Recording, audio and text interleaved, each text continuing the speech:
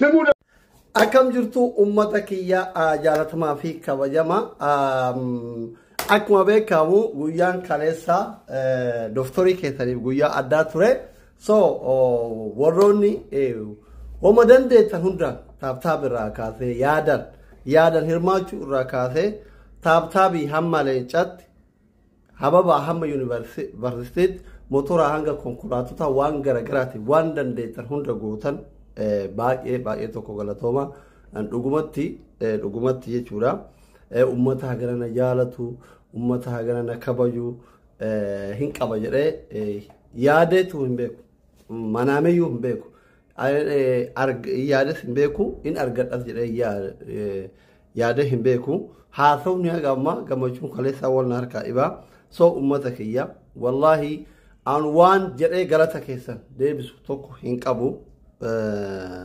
baay'ee isin jaaladha miskintichi keessan doftoriin keessan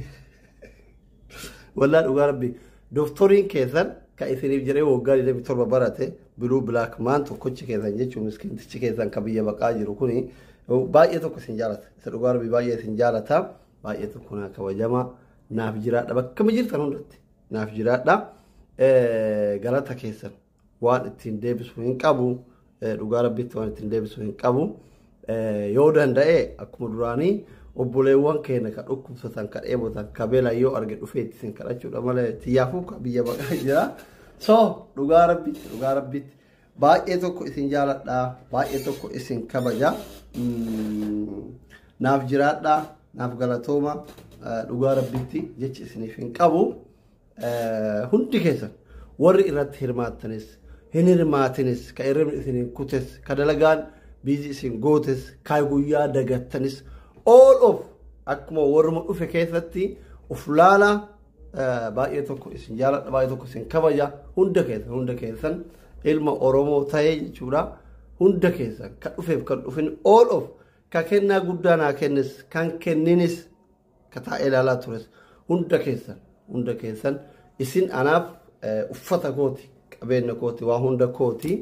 akka bizaat ጥራት ይሻላል ኦስማ የዳኒ የብዛት ጥራት አሳየን አገርሲብነ የብዛት ጥራት ያገርሲብነ ዱጋ ረቢ ሰባ ገራላፋ ገራራ ዳላችሁ ጫላ ኦሮሞ ታኒ ዳላችሁ ጫላ ወንቲ ነማ ቦንስ እንጅሩ ወንቲ ነማ ራባሬ እንጅሩ ከናፍ ኡመተ ሁንዳ ብራን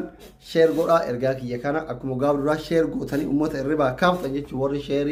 ወር ታፍታ ዱይቲ ሼር ጎዳ ዱት ከዳ ኡመተ ሁንዳ ብራን ናጋ የሮ ጋሪና ቀባዳ አስሊነኝ ጎኖስ ምስኪን ትችገተን ብየ በቃ ዶክተር ረሽዲ ይላል